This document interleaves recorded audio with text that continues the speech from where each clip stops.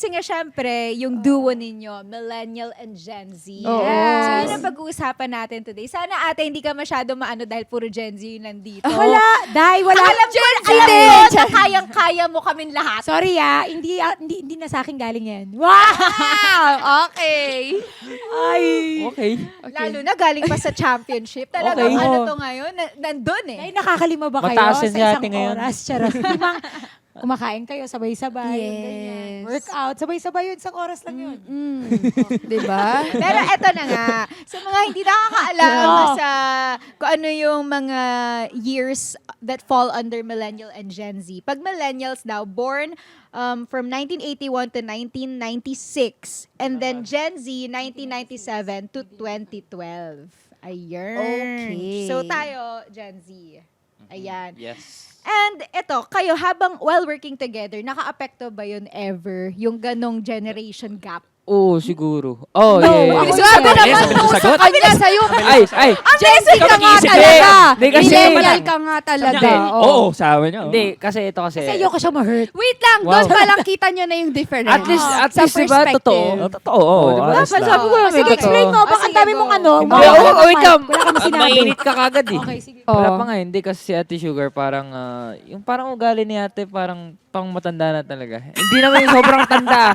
Nandun na sa may karanasan na, di ba? Marami na napagdaan. Marami na napagdaanan. Mas pangit naman kung ang immature ni ate, di ba? Oo, tama naman. Pero, lahat kasi ina-apply nyo sa akin. Kasi Lagi kanya tinuturuan ko siya. pinapangaralan. Oo. Oh, naalala ko pa nung MediaCon, dun pa lang MediaCon pa lang yun, di pa kayo magka-partner Pinapakain na talaga. kagad ako, di Oo, ba? naalala ko, sinasabon ka niya kasi hindi ka daw kumakain. Paano ililift niya ako? Hindi niya ako mabuhat nanginginig. Hindi ko kumakain. Ginagawa ko Korea to. Sabi ko sa kanya, hindi Mr. Pogi to, tangi contest to.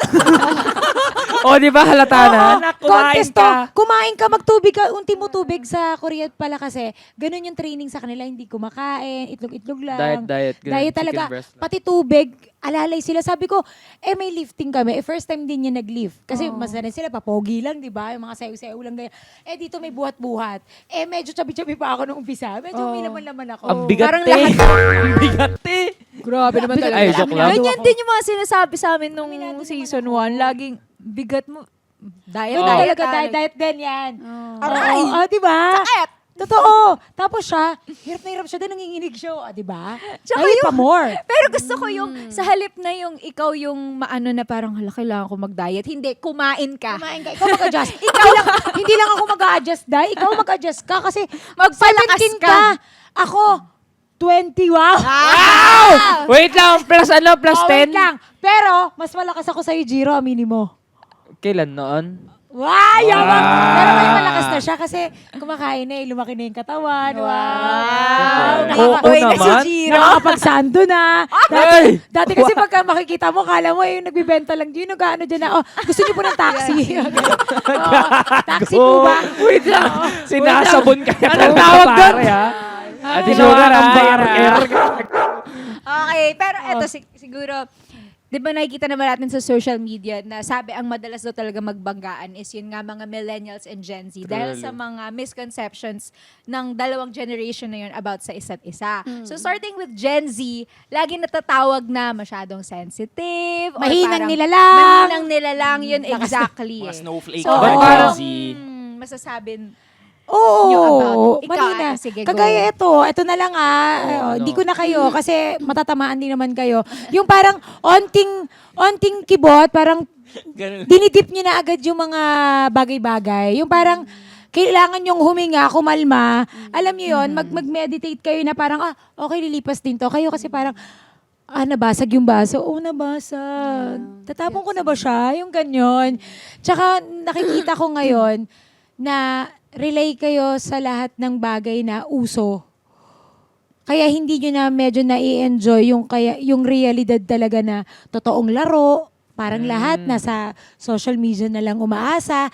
Kami kasi, nagpipiku kami. Talagang larong bata. Di ba? Saksak puso, tulo ang dugo, mga ganon. Yung mga laro namin. Di ba? Yung pagka nataya ka, saksak, ganon. Dapat ganon. Medyo masakit yun ah. May lagabog yun. Totoo. Rinig eh. Ngayon, Tulo-tugo yun. punta tayo BGC, let's party. Oo, ganun. BGC tayo, ganon. Nomo-nomo kayo. Oo, ganon, agad. Kasi kami, gin bulag lang. Tapos Yun na sisindihan mo, yun. okay na kami. Kayo kailangan may pangalan pa yung pupuntahan. Kapag ka hindi kayo sa BGC, yuck. You can't relate.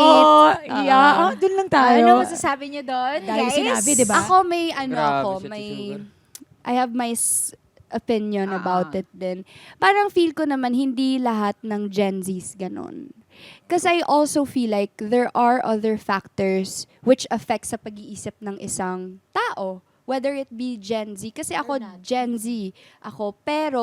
So ako kasi I grew up in the province. So talagang, ayan, na-experience ko yung laro-laro sa Yan, labas, masarap. yung mapukpok ng Yan. tabo, ganon, maupakan ng parents. I didn't grow up din na parang, yung, it has to be this way, yung parang trendy.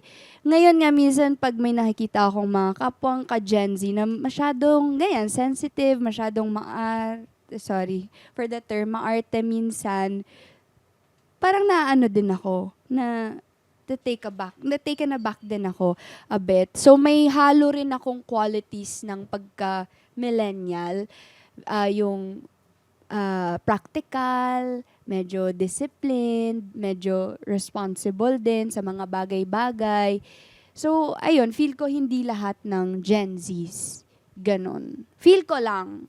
In my sa own kinalakihan opinion. din kasi. Oo. Yun nga po, yun. Ibang Hindi din naman factors. kasi pinili ng Gen Z na sa ganitong kultura lumaki. Kasi ito yung kinalakihan Dito na sila Diba? nahubog. Wala namang social media pa sobra nung lumalaki ang millennials or nung lumalaki ang Gen X. So, iba din yung set ng problems or issues na naging problema din nyo din ng generation nyo naman. Yes. At iba din naman at iba din yung magiging problema nung sunod na generation. Totoo. And also, may isa pang factor yung faith ng isang tao.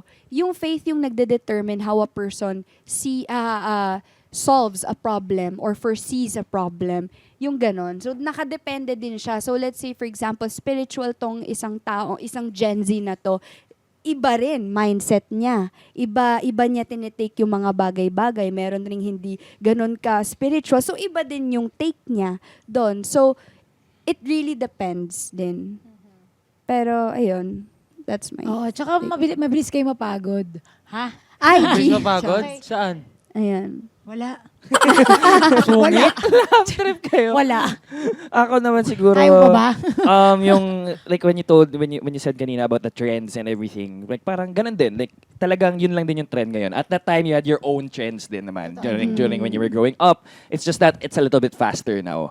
I guess, like trend, mas mabilis lang na nagbabago yung mga ganung bagay. And yan, like you said, na parang di naman kasalanan ng mga tao na yun yung kinalakihan natin ngayon, kaya ito yung naging effect sa mga tao and sa atin. But I think when it comes to work naman, like, it's more on the content that Gen Zs consume, na yun yung parang mas difference. When it comes to work ethic, I think may sipag pa rin naman yung mga tao, di naman pa rin nawawala yun. That value is still there.